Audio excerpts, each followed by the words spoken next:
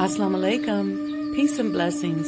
You're tuned in to the Sajdah Saturday morning coffee talks, where we talk about life, love, and business.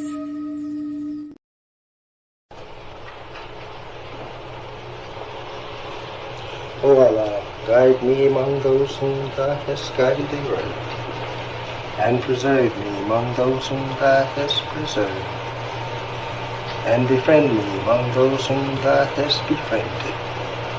Bless me in whatsoever Thou dost grant me, and deliver me from the evil of what Thou hast judged. Surely Thou judgest, and none can judge against Thee, and he whom Thou befriendest is not disgraced. Blessed art Thou, O Lord, and exalted be Thee above what they set up besides Thee. I bear witness, nothing deserves to be served besides Thee, and I bear witness that Muhammad is Thy servant and apostle. Amen.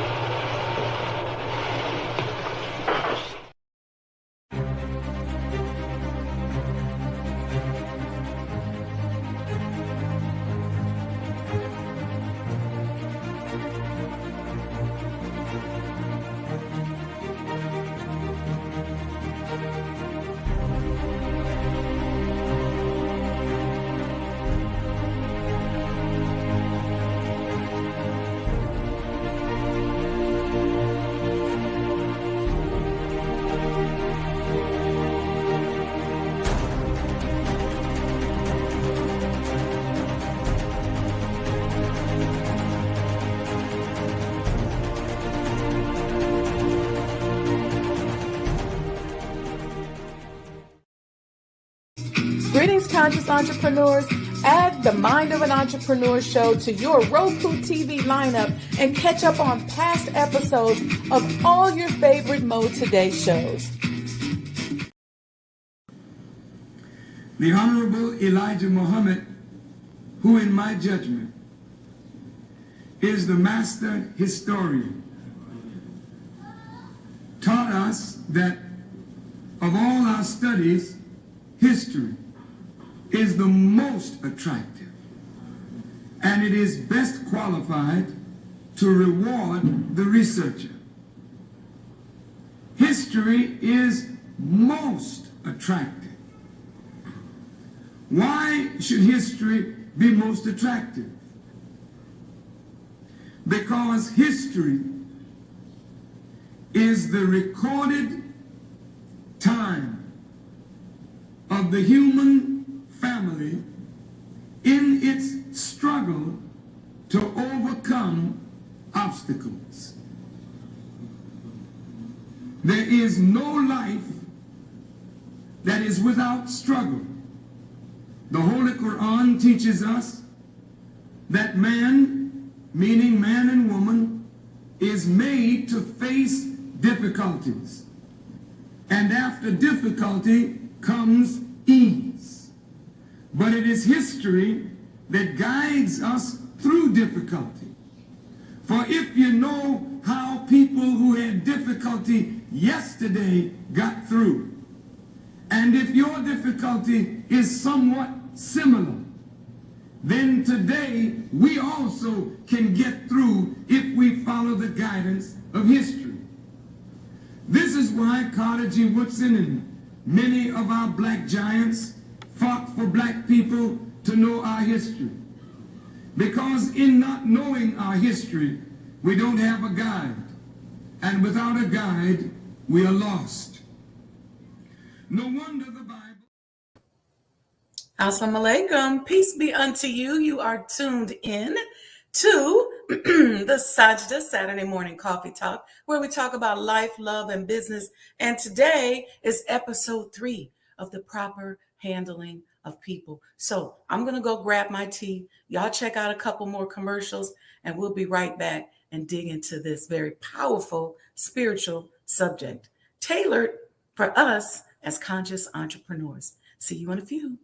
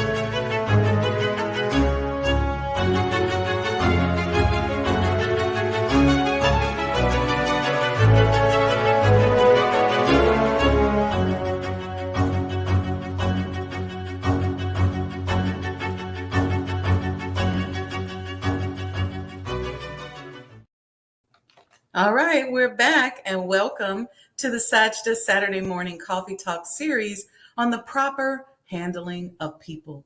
This is based upon the book and subject taught to us by the Honorable Elijah Muhammad, but I'm applying it here to entrepreneurs and leaders in the world of business. We are now in week 3 of the series. And for those of you who don't know, I'm your host, Sajdah Wendy Muhammad. I'm an international business and real estate developer and consultant and an urban historic preservationist. The mission of my brand is to help those of us in marginalized communities to become happier, healthier, wealthier, and to experience more love. One of the methods includes doing for self, thinking for ourselves, and not being afraid to infuse our spirituality into business.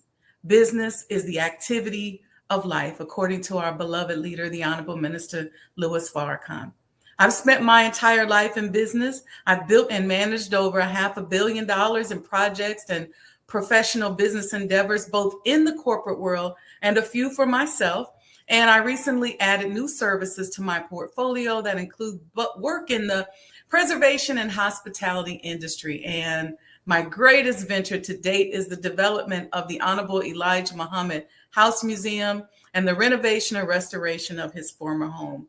We are working towards the completion of the museum. The finish line is in sight, and we are in a fundraising phase of the project. So to become a sponsor, send us an email. Send it to sajdahhouse@gmail.com. Somebody can type that in the chat for me. And to donate or purchase a coin, take a look at the ticker going across here at the bottom of the page. Before we get started, make sure you like and subscribe to the page and hit the notification button so that you are alerted anytime we go live. And please go back and check out past episodes of all of our shows. I wanted to let you guys know that we have a new Cash App. It's Sajdah Enterprises now. So it used to be $ mode today. Now it's $ Sajdah Enterprise. And I'll put that up on the screen throughout the show so that you all can remember. So let me see what's in the chat. What are y'all sipping on? I made some fresh herbal tea, chai tea this morning. I put some fresh cardamom and calendula, some ginger, a little rooibos, and star anise in there. So what y'all got? Okay, this is the new Cash App. Just wanted to let you guys know that. Let's see who we got in here. Walaikum salam, Brother Lamont. Welcome. Good morning, Grand Rising. Good morning and Grand Rising, Mother. Sister Alita, walaikum salam, family. Blessings to you as well. Brother Victor, walaikum salam. Sister Sandra, walaikum salam, and happy Saturday to you as well. Sister Aishaya Muhammad, walaikum salam, grand rising. Mom says she got some pumpkin spice over there. That must be pumpkin spice coffee. So let's get into it. What y'all got? All right. Okay. So I wanted to just say, I think sometimes we take this for granted, but congratulations to you. Congratulations on being here and caring about how to properly handle people, because some people just don't give a damn. Straight up. They are happy in their unhealthiness. They are sick and evil, hard-hearted, but we cannot let that deter us from doing the work to become happier, healthy, wealthier, and experiencing more love ourselves. We can't let the evilness of other people deter us from submitting to Allah and aligning with His will. I was sitting here waiting to get started this morning. When I got up, I did a quick 20-minute yoga set and some prayers. And then I just sat here and listened quietly, working on my mental strength and peace and separation from those whose unhealthiness could impact me because of proximity. A lot of us are dealing with that. A lot of us saying, the hater that's way down there, I'm not worried about that. It's the haters that's up around us sometimes that can be difficult. My desire is to be healthy and beautiful and pleasing to Allah. So it's important that we all work towards being healthy, because some of us are so unhealthy that we need to go get us some help. We really, really do. We really, really do. I'm so happy that people like Charlemagne the God are really pushing people to go get counseling, because there's a lot of us that need to go get some help. We are dealing with trauma, either because we're just downright unsuccessful or because we're hurt, jealous, envious, insecure, uncivilized, savage. And being around these people can be like interacting with a Tasmanian devil. You don't know when that thing gonna spin and bite you. And hurt people hurt people. But the rub is when our response to the need for help inspires us to become even more devilish, ungrateful, and unhealthy. So, as you work to heal and do better, beware of the boundaries that you need to keep in order to continue to advance your own personal healing. Stay focused on healing and being healthy. You're going to hear that a lot from me during this series. You can be sick at any age and you can be healthy at any age. Let's be intentional about our mental and spiritual health. Let's be intentional about how we treat others, and even when they aren't looking. I used to always ask my clients, who are you when nobody is looking? Rest assured, what goes on in the dark manifests in the light. So let's dive into the proper handling of people. I see you here. Sister Letha says she got some coffee with pumpkin spice almond milk creamer and a little cinnamon stick. Okay. All right. I'm coming out with a Sajdah chai, so we can all be sipping and tasting these herbs during every coffee talk. And y'all know, I'm really, really looking at expanding the coffee talks. I'm just waiting for the space. I'm hoping to be able to do it from my office at Sajdah House, and we can just, you guys can come by and we can just have live coffee talks and have guests on, and maybe even doing it more than one day a week. Something to think about. All right, let's dive into the proper handling of people. You know, this is a spiritual practice. I'm going to say that again. The proper handling of people is a spiritual practice. It's an act of your spirituality. It's not just customer service or leadership training or human resources or vendor management or employee development. It's a real spiritual practice that we have to be intentional about. Let's ask ourselves, what are we depositing into the universe? And if we get back from the universe what we're depositing into the universe or into the world, what is it that we want? What are we trying to extract? Because we can't mishandle people. We can't dog out our employers and employees and mimic the colonizer and expect to extract goodness from the universe. It's just a different day and time. You could say, yeah, they did it. It won't work today. Yes, of course, there's always mercy. There's people who don't deposit anything good, and God always has mercy on them. And that's what we pray for, mercy, right? So that we get blessings even when we don't deserve them. Just waking up in the morning. Some of us don't even deserve to wake up, but Allah wakes us up. He's got that mercy and gives us another chance. But as conscious entrepreneurs, let's be intentional. Type that in the chat. Let's be intentional about how we treat people in hopes that our universal deposits can manifest some supernatural withdrawals. Ooh, that's a bar. Y'all ought to put that in the chat. Our universal deposits can manifest some supernatural withdrawals. It's about flow. We talk about this. Y'all know this is our activity when we do coaching. We're flowing. And so we're wishing each other peace and flow. And let's focus on the proper handling of people because it's the right thing to do. Let's not contribute to anyone else's trauma. Let's not trigger them. Let's be responsible and let's heal. Let's focus on how we handle other people, especially when nobody is looking. All right, I wanted to address something because this morning when I was waiting to come in, that's right, let's be intentional. I prayed on this subject and I asked Allah for guidance, and He guided me to Surah 8, voluntary gifts. verse 29 and 30. It says, "O you who believe, if you keep your duty to Allah, He will grant you a distinction and do away with your evils and protect you.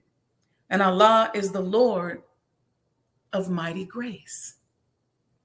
And when those who disbelieved devised plans against thee, that they might that they might confine thee, or slay thee, or drive thee away, and they devised plans." And here's what I want you to get from this. And Allah too had arranged a plan. And Allah is the best of planners. So go read that, Surah 8, verses 28, 29, and 30. That's our theme today. I ask for guidance. That's the theme. Let me read it one more time. "O you who believe, if you keep your duty to Allah, He will grant you a distinction and do away with your evils and protect you. And Allah is the Lord of mighty grace. And when those who disbelieved devised plans against thee, that they might confine thee." See, people make plans and hate on you and put evil out there because they're trying to confine you. They're trying to stop your growth. They're trying to stop you from expanding. They're trying to stop Allah from flowing through you and stop you from being a believer. "And when those who disbelieved devised plans against thee, that they might confine thee, or slay thee, or drive thee away. And they devised plans, and Allah too had arranged a plan. And Allah is the best of planners." Type that in the chat. Allah is the best of planners. Even if you're not a Muslim, you can just put God is the best of planners. So let me get this. This is a tough part of the talk, but I got to get this out there because I've seen this so much throughout my years as a consultant going into these corporate environments. When you start going in and out of these different environments and corporate cultures, you can see certain things. So let me address something that is very real in the workplace. And a lot of us have either seen it, been involved with it, or dealt with it. Okay. And I can't tell you how many environments I've seen destroyed because of this. I've seen so many environments destroyed because of sexual misconduct. A predator roaming free in the workplace, whether it's the boss or a rogue employee who can't control themselves. This causes major setbacks in the workplace. Look, don't get me wrong. Office romance is practically inevitable. And it's a widely accepted concept in many cases, but it's still complicated because colleagues getting together like that can increase the risk of sexual harassment claims and reports of hostile work environments, as well as it can create conflicts of interest. Now, there are plenty of people who have met their soulmates at work, and that's okay. Where else were you going? That's where you spend the most time. That's where you're likely to meet them. It's not about not meeting your soulmate at work. It's about how you conduct yourself. But there are plenty of organizational environments that are like daytime soap operas. I've seen it ruin companies and lives. There's something about others in the environment witnessing chronic, inappropriate behavior that can cause them to lose faith in the company, in the business, in the organization. Many people witness this type of sexual predatory behavior in the workplace and in large corporate environments, and it doesn't seem to impact the bottom line. So we go to work for these big companies and we're like, well, shoot, that's what they do down there. But in a small company, this type of behavior can become a cancer in the environment. It can literally eat away at your business. Many employees are truly followers. They're really looking for somebody to look up to. So when they see the boss engaging in misconduct, they take that to mean sometimes that they can do it too. And it can get really messy. So as a leader and executive, this is something that we must avoid. Yes, we're going to meet people that we're attracted to. Yes, we're going to meet people that we like. Yes, we may very well meet our soulmate at work. And if you do end up meeting your soulmate at work, you should be very intentional about how you handle the situation and how it impacts others, especially if you're a serial offender. Remember, energy doesn't lie, and what goes on in the dark impacts a lot of things in the light. Y'all doing all right? I see the bullseye and all of that. Yeah. Okay. So I titled today's talk on the proper handling of people, leaders are people too. See, many of us are dealing with PTSD and pain from trauma inflicted upon us by people in authority over us. Whether it's a teacher, an army sergeant, a coach, a parent, this pain causes us to hate on our leaders. We comb through their behavior and look for what's wrong and ways to hurt them. And in the meantime, we are emotionally, spiritual, and physically dependent on them. Look at that. We hate them, but we can't live without them. It's like a love-hate relationship. So what I want us to think about as we go through chapter 3 of the proper handling of people is how we have to adjust our view of those that take responsibility to do things that we won't do. So this chapter is divided into a few sections. And the first section is entitled, People Work Best.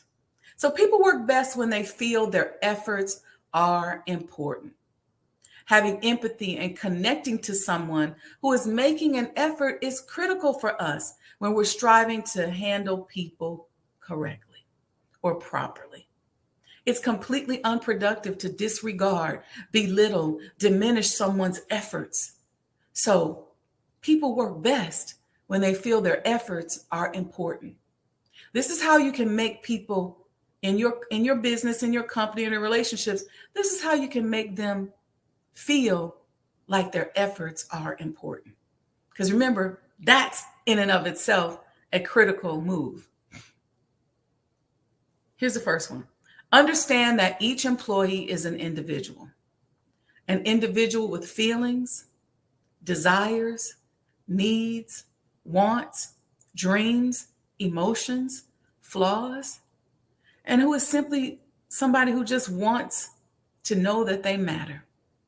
When you make a person feel like they don't matter, it's bad. See, feeling significant is a basic human desire and a critical factor for mental, emotional, and physical well-being in life, school, work, and relationships. So if you're in a relationship with someone and you make them feel, see, this is a form of abuse. And I want us to be real clear on this because a lot of us are really abusive because we abuse people's efforts. We abuse people and try to make them think that they don't matter. Sometimes we do it up where we'll make the boss think that they don't matter. And sometimes the boss makes us think that we don't matter. Mattering is also dependent on others. And fulfilling this vital human desire is a community endeavor, something we have to be very intentional about it. Let people know that they matter. Don't abuse people by disregarding and belittling their efforts. In other words, others around you should know that they matter because of you. One of the most devilish things you can do to someone is to make them feel as if they don't matter. Let's spend a little time here and discuss ways in which we can let a person know that they matter. Because some of us are just mimicking behaviors that we've experienced. Some of us are so dumb that we are just not conscious that we're just doing what we've seen somebody else do. Some of us are just afraid of being the failures that we are. So we just keep failing. When in fact, we can win. We just have to be intentional and we have to pay attention to winning. All right. This is how you can let a person know that they matter. Y'all okay? Let me know in the chat. First thing you have to do is see them. Seeing them means you have opened your mind and heart to them and that you're fully present. Though you may know them well, you're as interested as you were the first time you met them.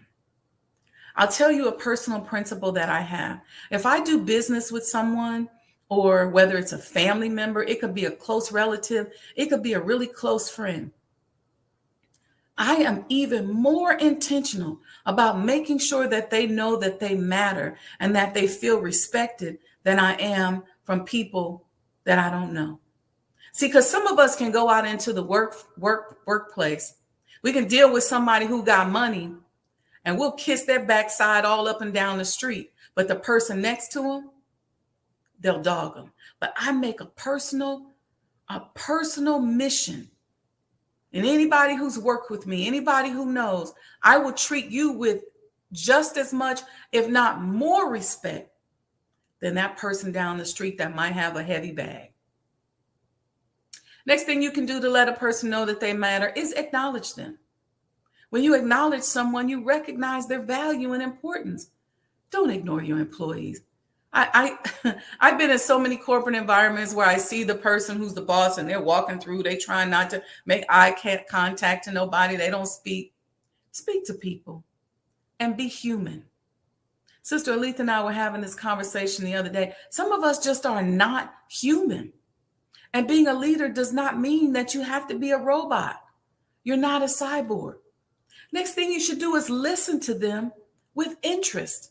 Be genuinely interested in what somebody that works for you has to say if you call yourself being a leader.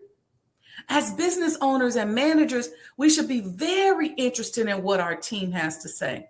See, what our team has to say can be valuable intel that can help us to elevate our businesses and careers. See, because once you become a boss, it's certain things people ain't going to do and say around you. Once you become a boss, you lose your connection to the streets, if you will, and you don't have boots on the ground. So you need some intel. Why you think they always forcing people to snitch? Because they can't find the stuff out otherwise. They don't have boots on the ground. Well, oftentimes you don't have boots on the ground. Even if you're there every single day, people still going to act different when you come around. So you should be listening to what people are saying and what they're not saying. Listen with interest. The next thing is be engaging. Ask questions and care about the answer. Don't be just fake. Have you ever had someone ask you, how you doing? And before you can even answer, they've already started addressing someone else in the meeting. That lets you know right there that you don't matter. That's fake. Well, we may do this in the streets. We'll say, how you doing? But in a business setting, this can signal to the person on the other end that they don't matter to you. Next thing we got to do is be present. The ultimate present you can give another person is your presence. If your behavior sends a signal that says, I'm here and you matter, you will really see the efforts of your employee or team increase. And the opposite is also true. Production and effort will decrease when your actions signal that you don't care and that you don't matter enough and that they don't matter enough for you to even pay attention. See, sometimes we get so busy. We get up in the morning, we jump in our car, we're dealing with traffic, we're on the phone, we're rushing through the office. We think we're being intentional. We go sit down at our desk and we think, I'm a good person. We lay down at night and say, yes, I'm doing a great job. But it's these little nuances that can prevent us from being successful. That's why a lot of times we get in leadership and we go, I just don't understand. Why don't people like me? Well, sometimes people just don't like you because you're the boss. Sometimes people just don't like you because you're successful. But you want to be very intentional. You got to focus on your proper handling of people all the way down to the granular level. I'm sorry, let me put my phone on silent. Alerts coming through. Next thing you should do is make sure you believe in your employees. See, when we believe in others and encourage them to believe in themselves, we hand them the key to their own power. We help them stretch their thinking, envision success, and open the door to their true potential. Make sure you deliver in happiness. Be a conveyor of joy. I love to bring happiness and joy in. I love to smile. I love to laugh. I love, again, to be human, to interact. Engage in conversations about other people. I don't mean gossip. I don't mean slack talk. And I mean become far more interesting and interested. And where you become, let me say it this way. You and I become far more interesting and important when we talk about the exciting things that other people are doing. When we talk about the exciting things that other people are creating or writing or sharing. See, doing so gives us the opportunity to make a lot of new friends and establish ourselves as someone who is always learning and growing from others. Offer hope, pay attention to details, and be very intentional about service. All right, I see y'all commenting in the chat. Sis said, that's right. Great discussion, sis. Victor says, the more we help others to develop, the more Allah increases our ability to help. Listen, you said a word right there, Brother Victor. Okay. All right, Brother Lamont said he's doing fine. Let's move on. Here's something else that's important. Find out what people want out of their position. Proper handling of people just says it just like that. Find out what they want in their position. One of the things I ask a client or anybody I'm working with is I say, what do you want?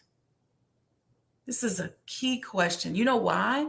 Because this can help you to level set and understand their mindset, and most importantly, set some agreed upon expectations. So when you hire a cashier at your new chicken restaurant and you say, what do you want out of this position? And they say, I want to make $1 million. Well, you know, you only paying $15 an hour. So that's a chance for you to level set. Because you don't want them stealing everything that come through the register because they're trying to get up to their million. You want to be clear. Listen, this is what you're going to get. $15 an hour, 30 hours a week, or how many hours a week. This is what your paycheck likely going to be. But if they say, yeah, I'm going to make $1 million as a cashier, you better use that intel to quickly level set. So find out what people want.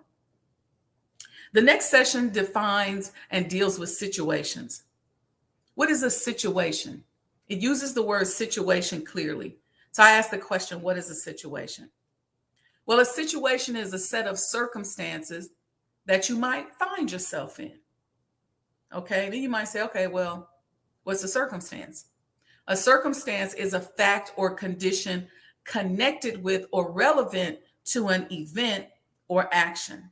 So because this event took place or because this action took place, I am now living with this particular condition, if you will. That's a circumstance. So what are the circumstances under which you and I as leaders perform the following?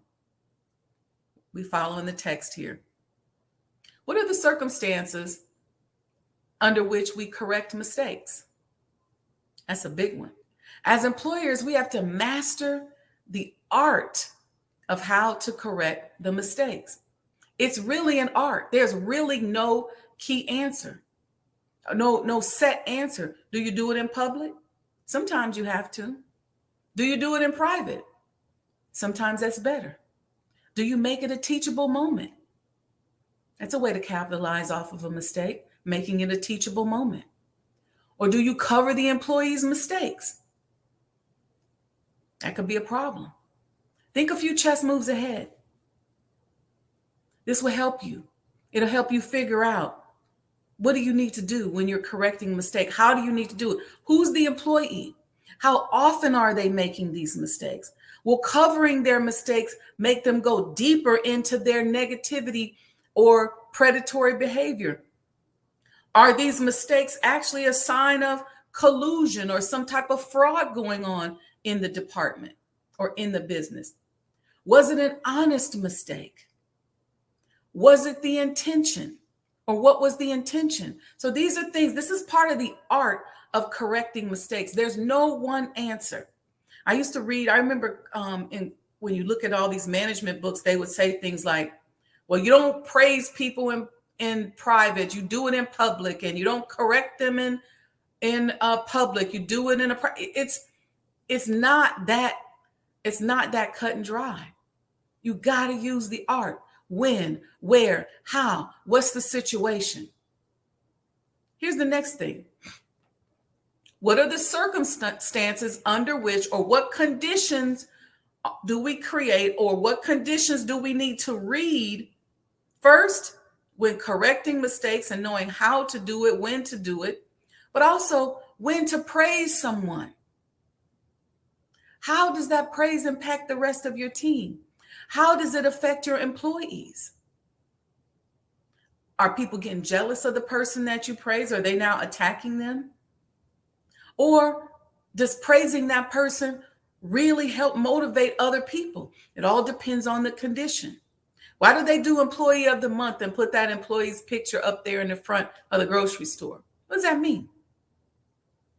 So you have to think about the condition that you're creating when you're doing these things. Here's some other things. I'm just going to read them through. What are the conditions when you're dealing with personal problems? Employees are going to come to you with personal problems. How do you deal with them? It's an art.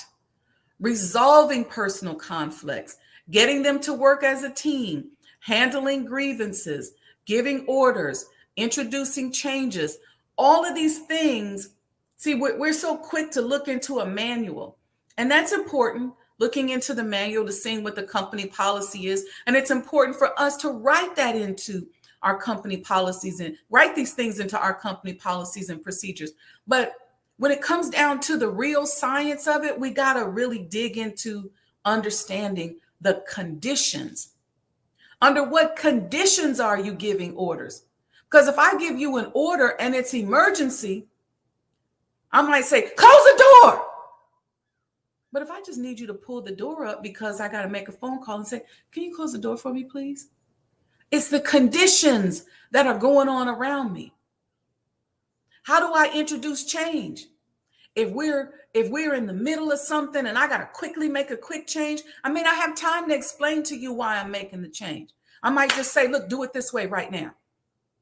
But if we have time and the conditions are different, then I can actually explain it to you and walk you through it. Okay? If we're dealing with a personal conflict, how do I resolve that personal conflict between employees? It depends on the conditions. If we're in the middle of a battle and y'all up there fussing and fighting, then I got to say, stop, shut up. The enemy's right here. But if you all come to me and we're in a peaceful environment and we can sit down and write it out on the blackboard, that's a different condition. I think y'all got what I'm saying. Give me a thumbs up in the chat if you understand exactly what I'm saying. Conditions. Paying attention to the conditions will dictate how you handle these things.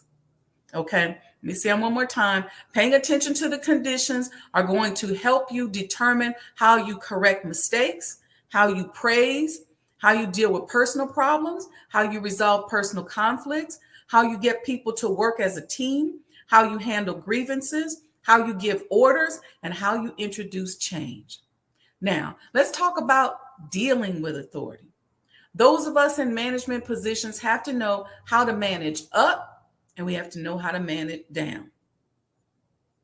Managing up means that you got to know how to deal with the executives above you.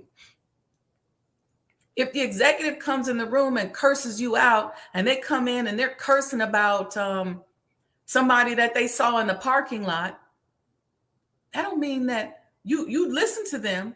You figure out what they're upset about and what needs to be corrected. But do you go out there and cuss them out too?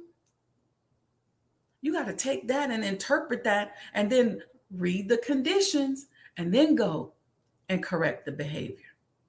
So that's managing up, knowing how to filter through their emotions. But let's talk about more. Let's talk about how do we deal and how do we see them? Because our executives, our boss, our leaders, they're people too. We talked about it at the onset of the show.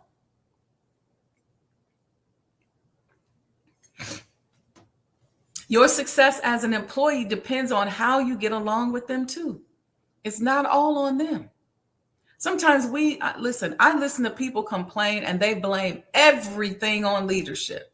Well, if they would do this, if they, there's no, let me see what I can do to correct myself. Let me tell you something. Part of personal management is focusing first on the things that you can control.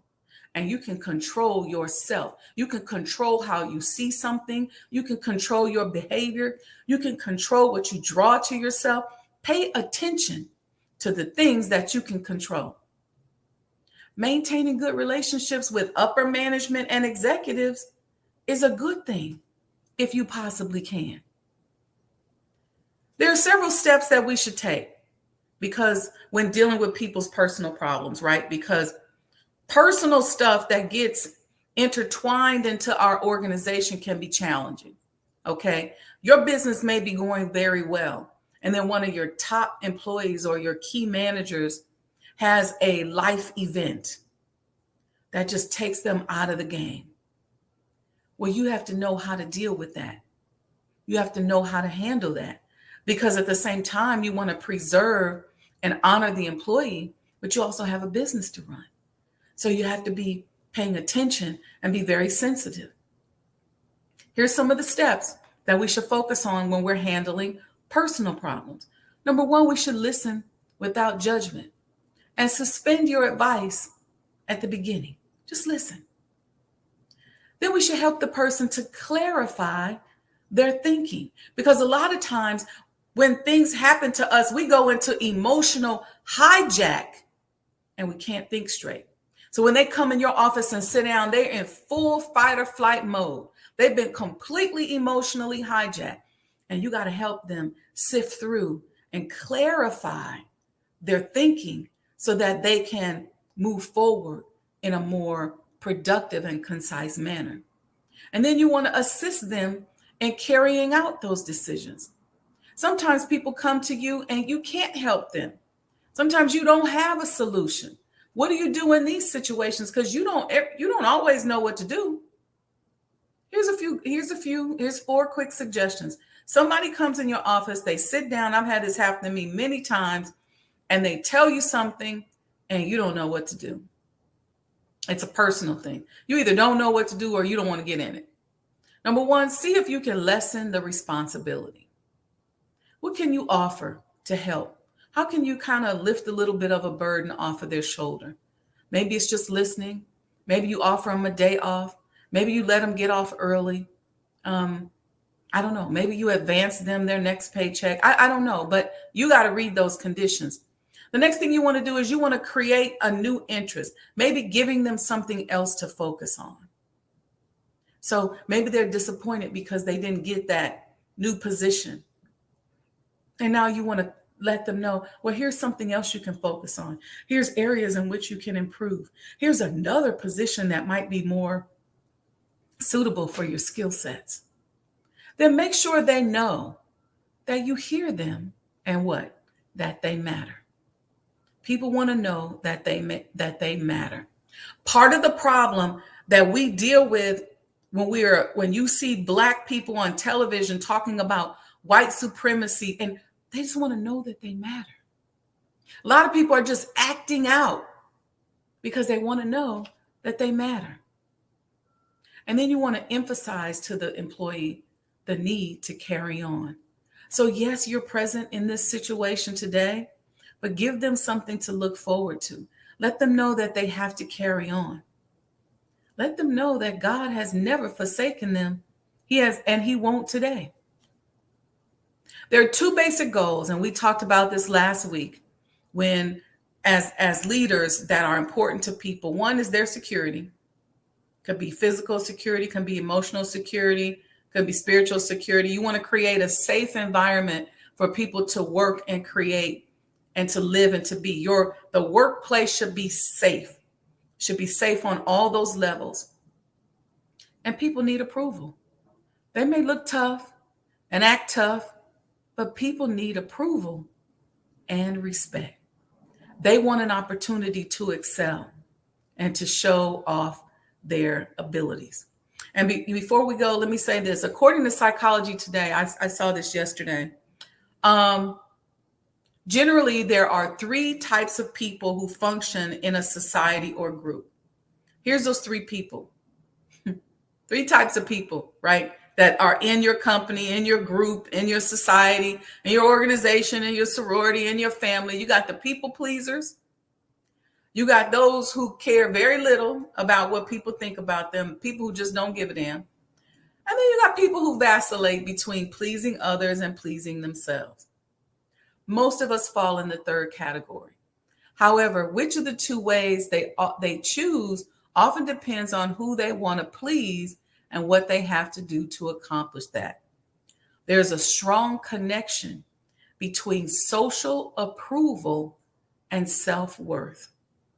And as a consultant who is often asked to evaluate corporate cultures or to set policies and procedures that will support a specific culture, usually when we find employee disengagement, we can trace it back to a lack of self-worth and social approval. So people want to know that they matter and they want to be socially approved. So that's episode 3 on the proper handling of people. Give me your feedback in the chat. Let me know what you think. It's a lot of information here. We can always go back and reread it again. Don't forget Surah 8, verse 29 and 30. Very, very powerful. As we move through, let's be intentional. Let's be extremely intentional. I see y'all with all the thumbs up in the chat. Thank you. Thank you. Thank you. Thank you. Thank you for the thumbs up. Good morning, Diane Thomas. Welcome. Aletha gave us lots of emojis. She liked it. Brother Victor, you liked it. Let me know in the chat what you thought about episode 3 of the proper handling of people. We're going to be going into episode 4, inshallah, next week. Let me know if you like it. Just a reminder to you all, we did get a new Cash App. So the new Cash App handle is Sajdah Enterprises. So y'all know what I'm about to say. Do not chip and dip me. Look, we on here giving corporate information, life-changing information that people pay thousands of dollars in the corporate world to receive. People ask me to come into organizations and speak on this. And you know what I do? I give them the corporate speak based on the teachings of the Honorable Elijah Muhammad. So this is proper handling of people. I'm sorry, I just saw a big deer just go right past my window. Anyway, what was I saying? Yeah, we take our spirituality and we learn how to infuse it, right? Infuse it right into our corporate life, right into our work life. So I'm glad the conditions matter. Yeah, you're right, Sister Sandra. The conditions matter as to how you deal with a situation. You got to know how to read the conditions. So much of business is about developing your professional intuition. It's an art. So much of it is about developing that. A lot of us are just looking for that manual that tells us step 1, step 2, step 3, step 4, but you got to know the conditions. Good morning, KT. Thank you for joining us. My condolences to you and your family. Anyway, how we handle conditions, how well we develop our professional intuition is really going to determine our success. Because if all we can do is check a box, we're going to always be a box checker. We're going to always be working some mundane job for the rest of our lives and living hand to mouth, paycheck to paycheck. But the more we increase these types of skills and learn how to build relationships and learn how to handle things. Listen, I'm one of those persons, I'm a master at bringing people together. I will bring people together from different cultures. If you've ever worked with me, you know that. And I'll say, hey, this is how we can use your skills over here. And this is the reward you can get. I'm big on helping people with bartering and just really bringing people together. So my corporate intuition or my professional intuition is very developed. But some people got to work on that. And that's okay. This is like yoga, right? There's no judgment. There's no judgment if you can't touch your head to your knee. You just keep trying. You just keep going. You just keep sinking into the flow of the proper handling of people. And you'll see how you'll find yourself improving, and you'll find yourself being ready and more able to deal with conditions as they arise.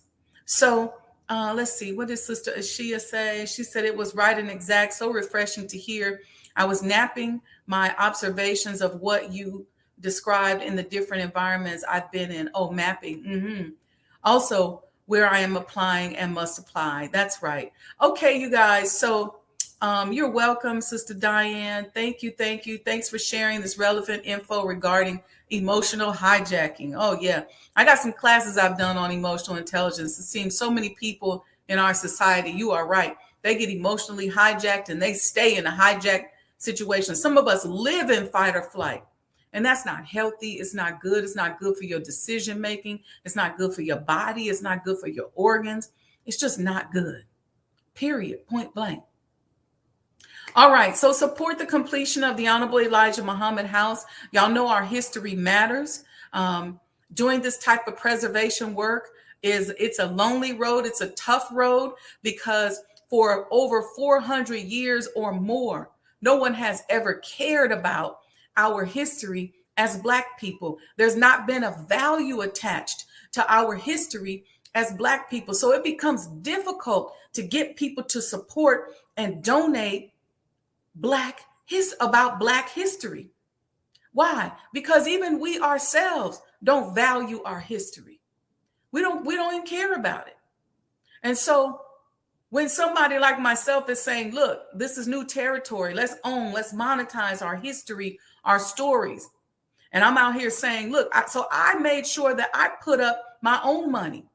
And so I'm well into the game. I put up 95% of the money. I'm just looking for 5% of the money from my fellow Black people who support and understand the importance of preservation.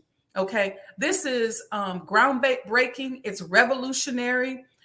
So make a donation. Going across the bottom are the instructions. So after you like and subscribe to the page, you can either order a commemorative Elijah coin, or you can just make a donation. If you want to do it with a credit card, you can go to SajdahHouseDonations.com.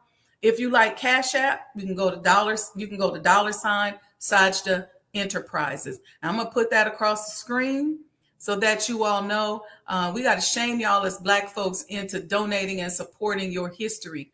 Let me tell you something. One of the best blessings that Allah could have ever given me is this new window of opportunity to become a historic preservationist. I've always loved history, but this right here, learning about the incredible accomplishments of our people, starting with the Honorable Elijah Muhammad House Museum and uplifting the name of our ancestors, uplifting the name of the life giver and the life-giving teachings. This stuff that we're learning, this proper handling of people, where y'all think it came from? Oh, this side. The Honorable Elijah Muhammad. That's his picture right there over my shoulder. You see it right here? I need to get I'm going to get a bigger one so y'all can see it. That's where it comes from. But because the media made you disregard this little man, y'all say he's country, he can't talk. Ooh, he was messing around with teenagers. It's a lie. What, nobody know teenagers? I'm so tired of that same lie. I was talking to somebody the other day, talking about donating. You know what they said to me? They said, I would donate, but I know Elijah Muhammad killed Malcolm X. I said, what rock you been under? I started sending them some of the the episodes from Brother Wesley, and I seen when Benjamin Crump did the special, and all these different people but Brother Wesley, he be on it when it comes to that, and a lot of other things, but especially that. I said, are you kidding me? What kind of rock you been under? You ain't see the informant that just died? You don't know that there were 26 federal agents around Malcolm? You don't know that the Honorable Elijah Muhammad said, hands off Malcolm? I'm not even going to go deep off into it. But y'all support people who have killed people for real, for little things. You sit up and watch shows, and you don't even like the show unless people are dying in the show, unless somebody getting shot. But you're going to come and tell me that you don't want to make a donation because of a lie? No, that's because you disregard yourself. You don't have no self-worth, and you don't believe that your history matters. You don't believe in Black history. You don't believe in history. So when they tell you that slavery never exists, you the kind of person that'll buy into it. You'll be like, oh yeah, that's true.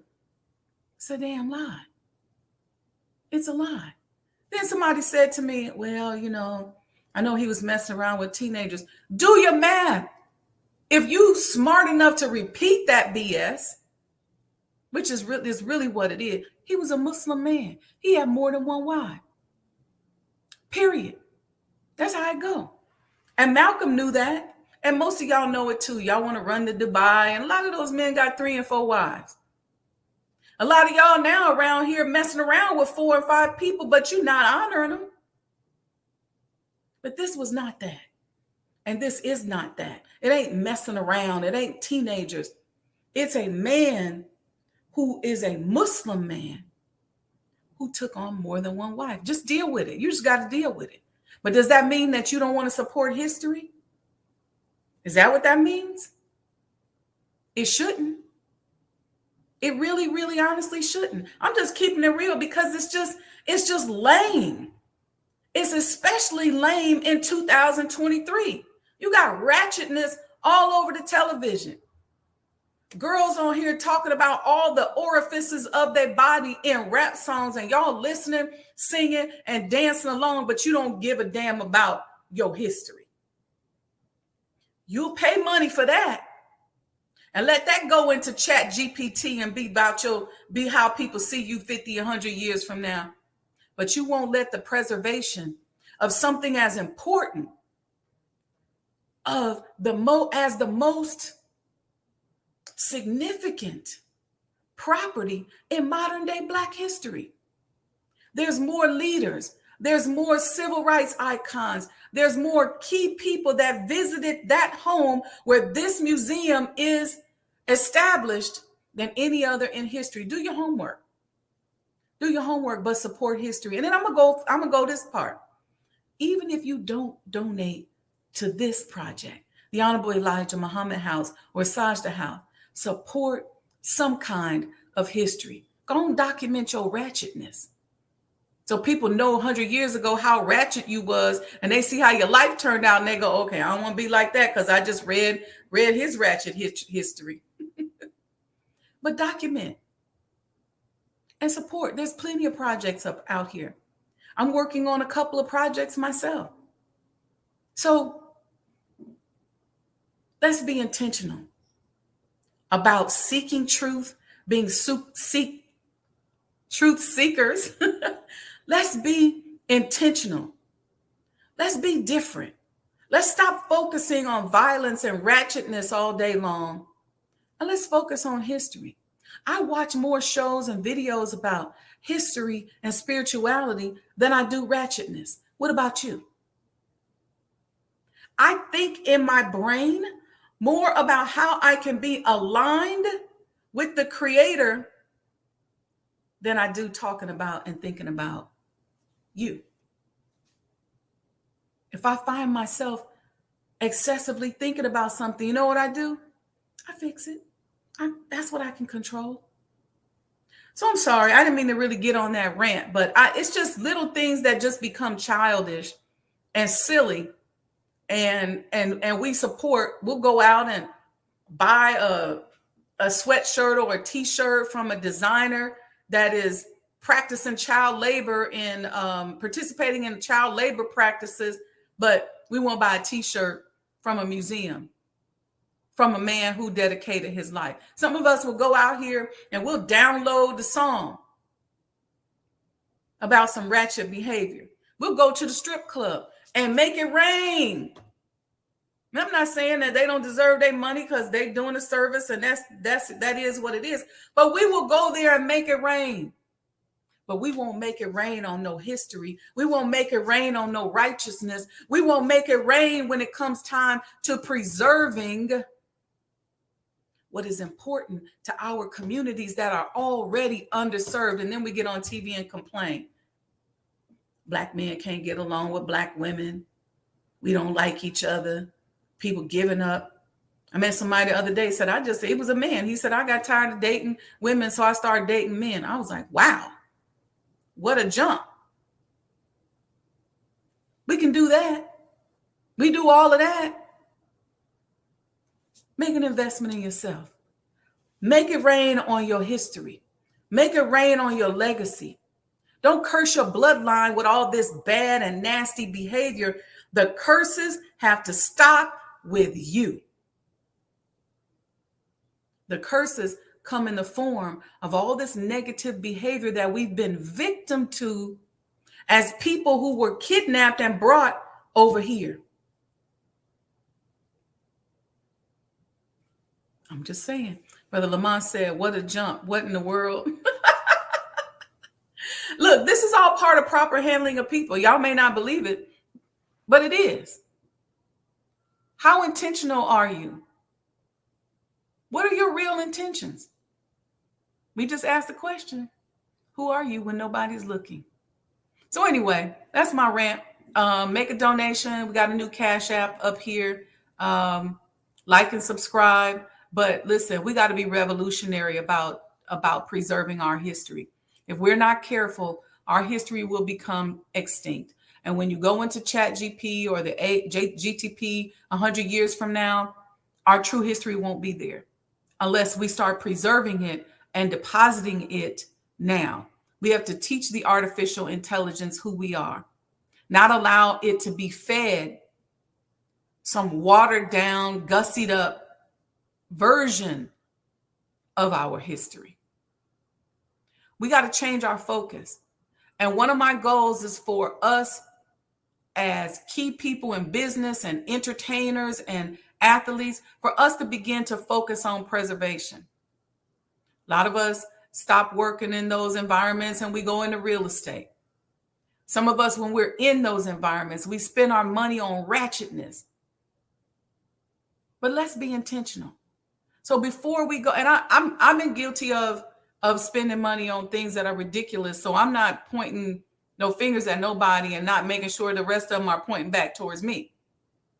I got $5,000 Gucci purses, $2,500 Louis Vuitton, $7,000 bags and watches. But how many businesses could I have built and how much preservation could I have been focused on if 10 years ago, instead of buying that $10,000 Rolex, I put my money into preservation? Something to think about. And you don't have to miss a beat. You can still be fly, but just take one of those little things that you was getting ready to go buy. You're going to go to the mall. You was about to get that $20,000 Chanel bag. I know you're going to get another one because you're going to get the next one when it come out. Give that to Sajdah House. Give that to the preservation of the Honorable Elijah Muhammad House, because we're building a model that, be it the will of Allah, we plan to utilize to help save and preserve history and real estate that is important to our underserved community. That's the real talk on it. I know y'all wasn't ready for this. I was in corporate speak earlier. That's why Brother Lamont said, what in the world? Yeah. I see that. I see people hungry and we out here. All right, family. I'm going to go before y'all get mad at me. Okay. We'll see you all this Thursday. I'll let you know. I'll do a live, let you know what guests we have, and then stay tuned for part 4 or episode 4 of the proper handling of people. See you soon.